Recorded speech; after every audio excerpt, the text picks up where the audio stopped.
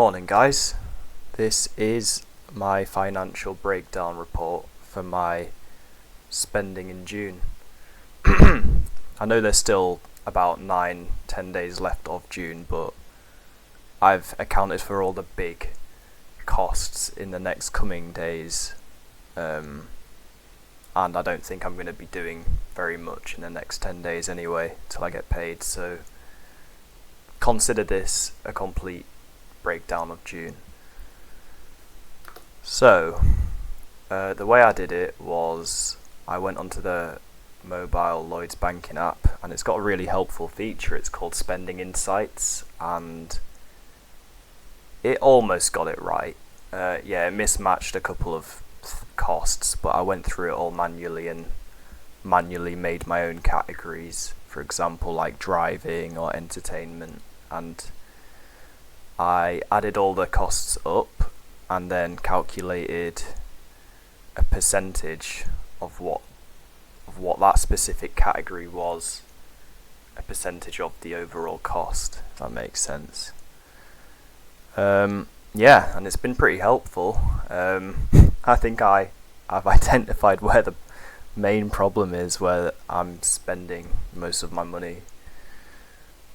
But I'm going to take you through it. Okay, so basically I'm going to be starting off with the fixed costs, so rent, driving lessons, my electrician course that I'm paying for each month, and this month it also includes some money I owed some family, and I'm just paying them back for that. So that's all non-negotiable for this month, and that accumulates to about 56% of what I spent, so completely unavoidable.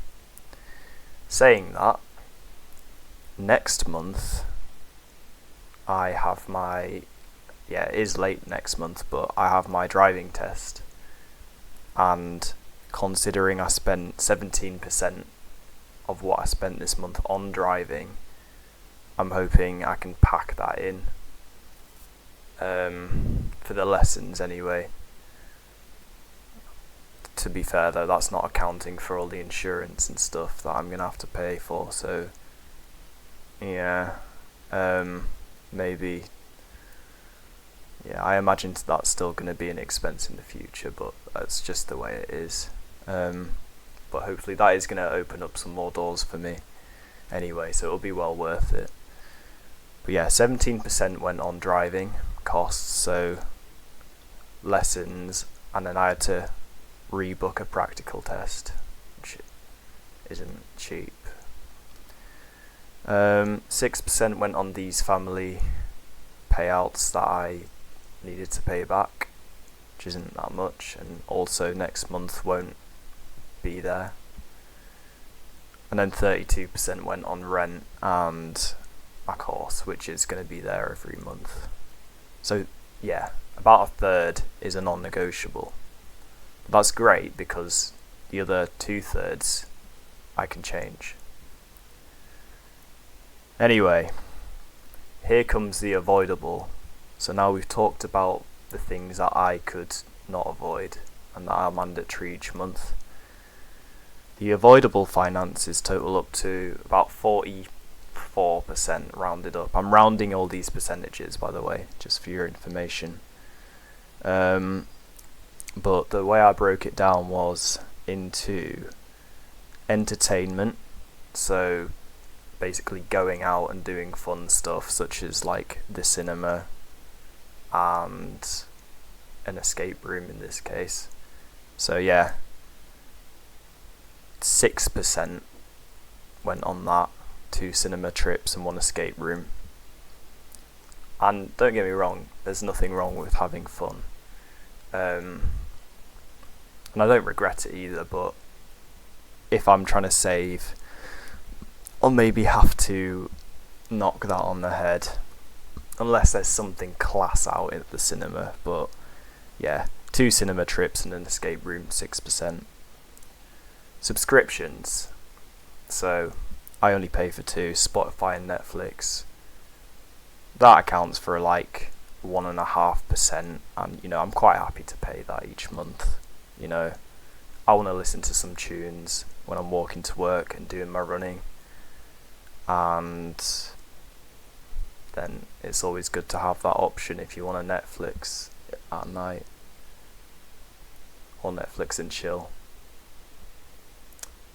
Now, I work at a pub, like I've mentioned before, and 6% went on after work drinks and snacks, and we get 50% off drinks and snacks when we've worked a shift at our bar, which is very nice, by the way. But still, 6% went on that, and it's so tempting to have a pint as you kind of like, or when you've closed, just because it's relaxing, and especially if you really get on with your co-workers and stuff, like it's great. But yeah, I might need to stop doing that.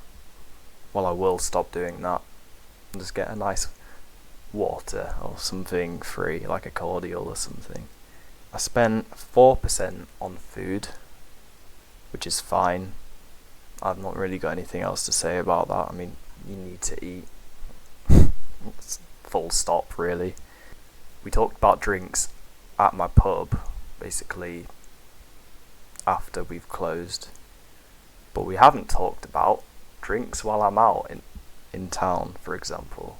So 20% went on that. I spent 20% of everything I spent in June on just going out and getting pissed. I think there's something I can do about that. There's definitely something I can do about that, because 20% is crazy. I don't know. Like I said, I would say I make poor financial decisions when I'm drunk, and it's just proved right there. Oh my god.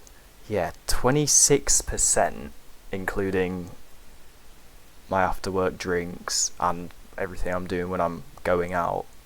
It's like a quarter of what I spend then, all on alcohol. I mean, that's poor. That needs to stop.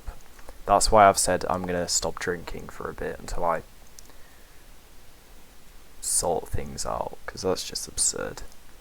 And the last cost, which accounted for about 7%, was travelling. So like, obviously I don't drive yet, but I'm hoping to soon. That 7% accounts for buses and some trains and stuff. But that's just how it is. But again, that will come down.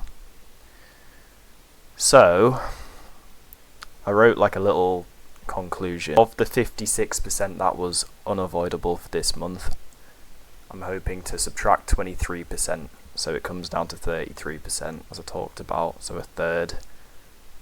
So 33% for next month, fixed, I have to pay. Which comes to 66%, where it's in my control and I can choose whether I pay it or not.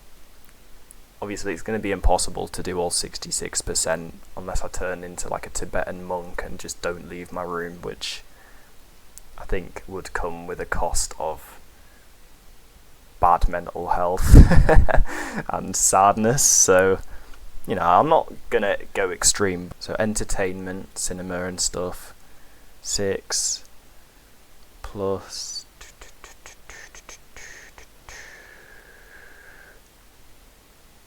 6 plus 20, so 32, 39. I'm looking to knock off about 40%, I reckon. So that'll come from travelling, all those drinks, including at work and out, and all the entertainment, like the cinema trips and the escape room. They could not happen as well. So yeah, not bad. 40% I'll be looking to save next month, and I might do an update video on how that's gone next month.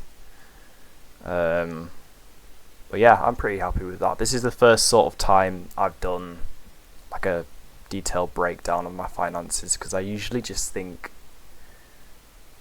Oh, what a drag, but I think it's necessary here, and I'm glad I've done it, and I'm proud of myself.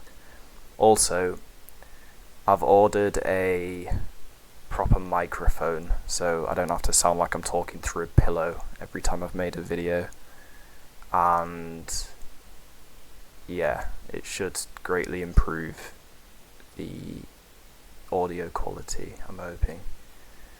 But yeah, I hope you enjoyed that, and I will see you all next time for whatever I'm doing tomorrow. Peace.